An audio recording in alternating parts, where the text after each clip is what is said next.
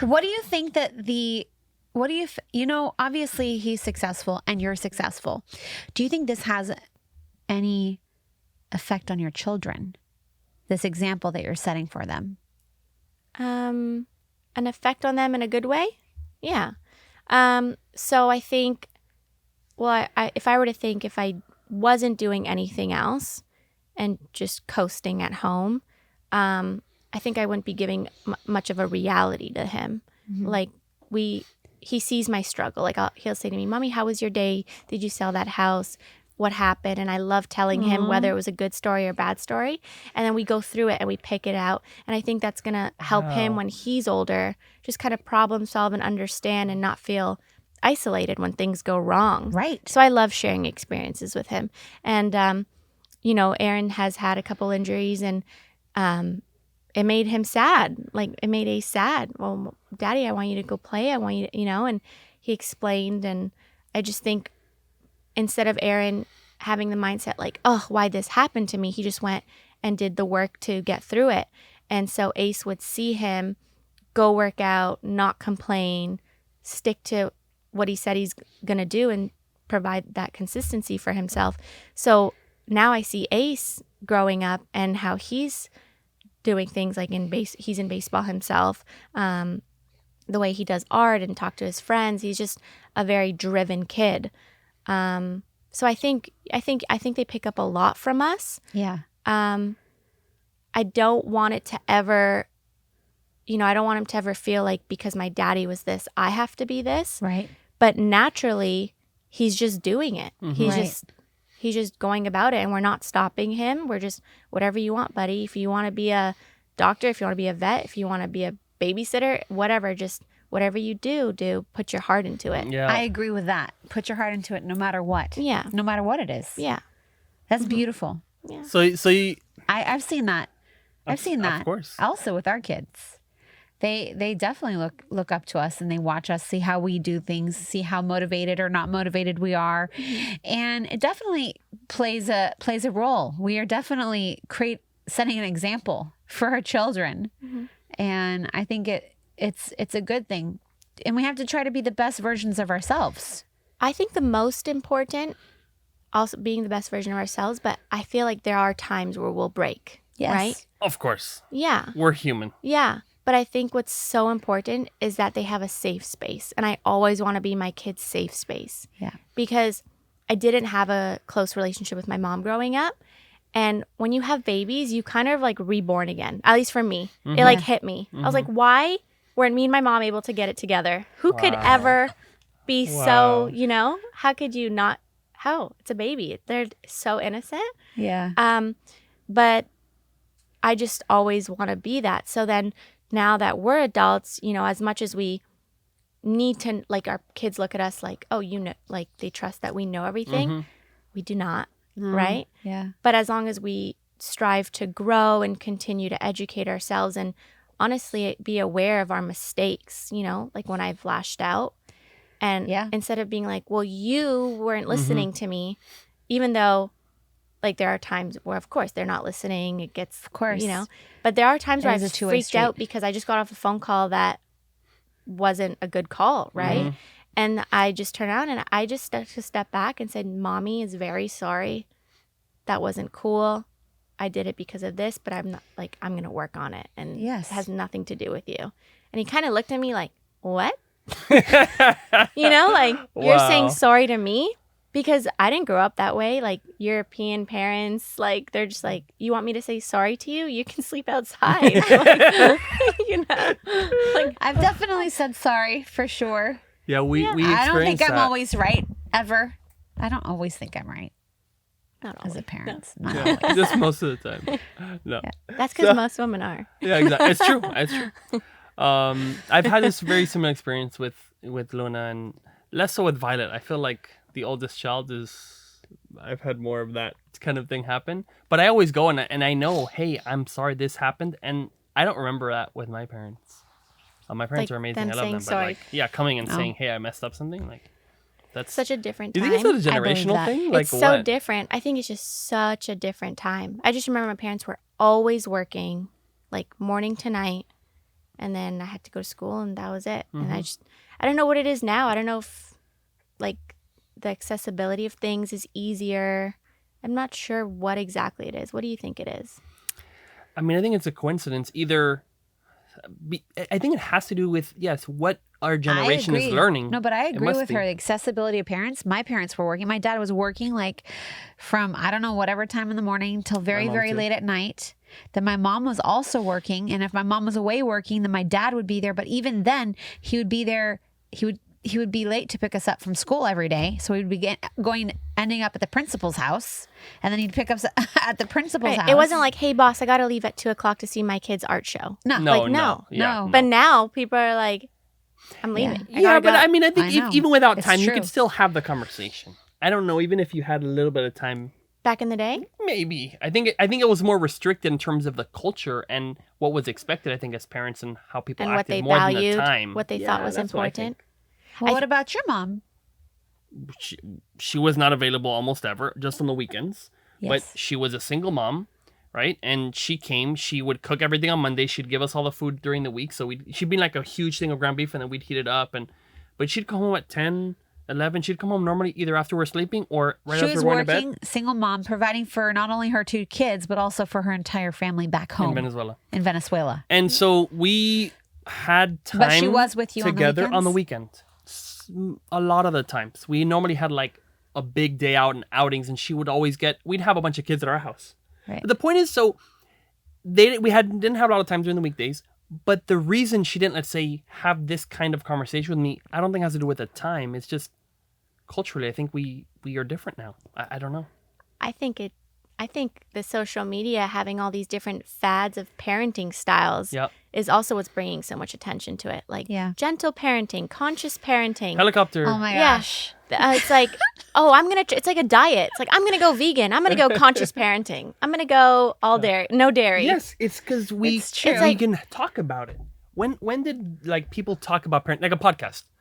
Was there a parenting podcast like 30 years ago? Podcasts didn't even exist. No, like it didn't no have. There was no like talking ago. about No. like how so there you was should no do with your bringing kids. awareness to it. No, That's what I think we it were is. just coming out with like cell phones.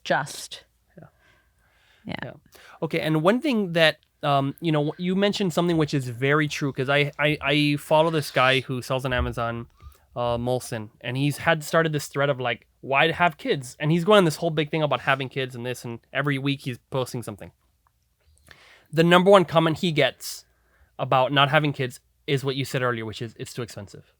It is too expensive. I can't afford it. I can't even afford my rent now. I cannot survive by myself. So how can I have another child? That is the number one most commented thing on all of his threads and on the topic. Yeah. And what's interesting, and this isn't the experience with me, is I was broke and lost before kids.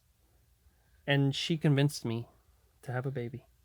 With your mom's help. Yes, her and my mom together. I had to get his mom to help me. That's why we named Mom, will you help me? I'll give you a grandkid. Yeah. That's how it was. That's why we named the company after Zulay, actually. Yeah. So what happened though is when she was pregnant, and I realized that I'm actually a father already. When she was around 4 or 5 months pregnant, something like that, I had this moment. I was at church and I said, I'm already a father.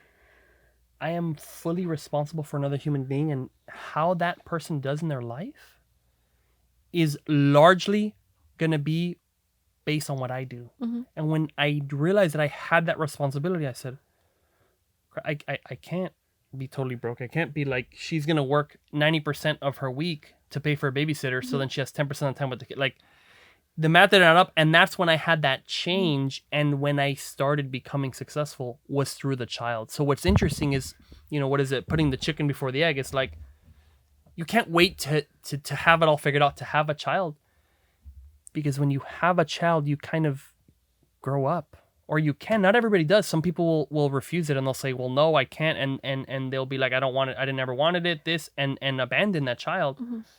But if you go the opposite way, I think it brings you success, and you can and will find a way to take care of the kid when you have the kid. Mm-hmm. So that was my experience. Yeah. It gave you a purpose and drive. Yeah. It increases necessity level. Yeah. But you're very strong. It's true. Together. together. Yeah. Oh yeah. There's no Aaron without a Whitney. Yeah, no. So, and so did you have any sort of experience like that? Like you had your child because you weren't pursuing these things as much as after you had the child, right? Like how did having your first baby like influence your thinking? It made me sit down one night and say to myself, how do I want my kids to look at me? How do I want them to respect me? How am I going to earn their respect? Yeah. I don't know if that's a positive way of thinking back then. I was very hard on I myself. think that's beautiful. That's a question. Yeah. You can always ask yourself a question. Yeah, but it's a lot of pressure as a new mom. Sure. That's why I was saying it took away from being present in the moment. I see. And so I said, as much as I want to give my whole life to them and grow them, they're going to get up and leave one day. That's true. And then what? What am I going to do? Like, call them? What are you doing? They're going to be like, Mom, stop. Yeah. Okay, did you eat? Like, you know? Yes. They're going to hate me. So I didn't want to be that. And so I needed to give myself my purpose and what gave me life. Like, he gave me life and I gave him life, but now I needed something to give me purpose. Right. Yeah. That makes sense. Yeah. Being a mom is a full-time job. It is. And it is the most rewarding and most beautiful and most crazy, It's the hardest job I've ever done. crazy. And there's no right or wrong. There's no manual book, nothing. It's all trial and error. Yeah. But I knew that if I didn't start to have something else to focus on, I wouldn't even be the best mom I couldn't be because I wouldn't be happy. Yep. You know, I'd be looking at others to make me happy. That will never happen. It'll never happen. That's brilliant. I mean, You're it's very true. responsible.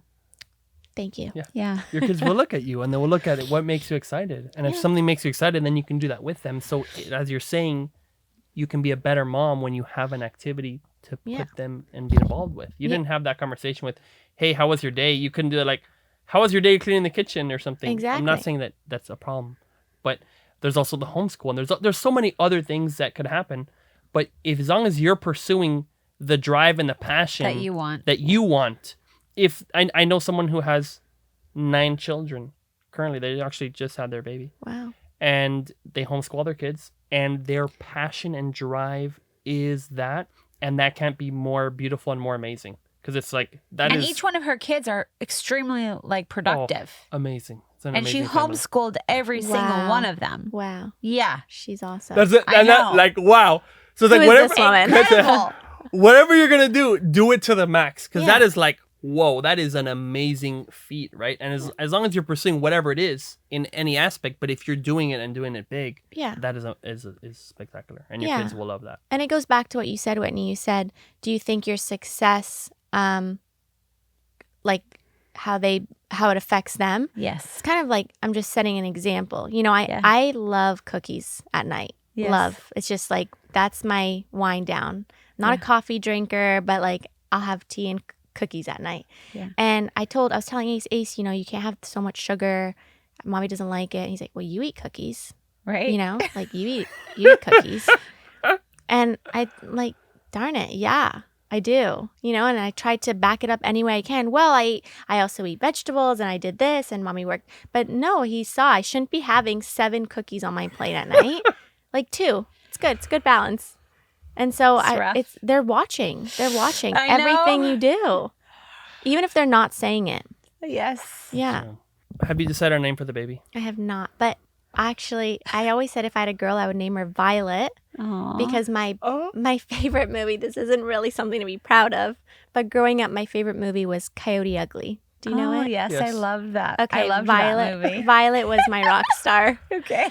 And so I didn't know Violet was in that movie. she's the main Don't character. show her. Yes. Don't show- she's the main character, Oh really? yeah, she's the main character, and I just loved her like rough story, how she made it on top and became a leader. Yeah. And so I always said I would do Violet, so that was funny. I mean, you can. I will. It's not like, yeah, it's totally fine. be very you cute. know? Yeah. Yeah. We I don't just have love, we don't like, have we don't have Vi. a Do you ever trademark call on your Violet. daughter Vi? No. No. Violet? No, her nickname is like Sunshine. She Okay. likes to be called Sunshine. Yeah. Yeah. But Violet, ours is Violet Lily. Okay. Beautiful. So Yeah. It's a beautiful name. I think it was the perfect name. We're She trying loves to it. figure out boys' names. Oh my goodness. It's so hard. It's so hard. Especially when you have like good names already for your other kids, and then you feel like You you have have to the- keep up the with high that standard. that high bar. That's the problem. Yeah. I'm like, I have to figure out one as good as the others. Just have the kids pick it. The other We've kids. asked them. Yeah, I've had some very interesting suggestions. Oh my gosh, if anybody here that's listening knows of a good boy's name and they would like to share it, please message us. You get name our baby? Yeah, sure. Right Maybe- into the show. Maybe do like a contest. Yep. I love Ace. Ace is a great name. Ace is great. Ace is really beautiful. is. It's like Ace. It means so Strong. much good stuff. Yeah. It's It amazing. suits him. He's such an ace Yeah. in everything he does. Yeah.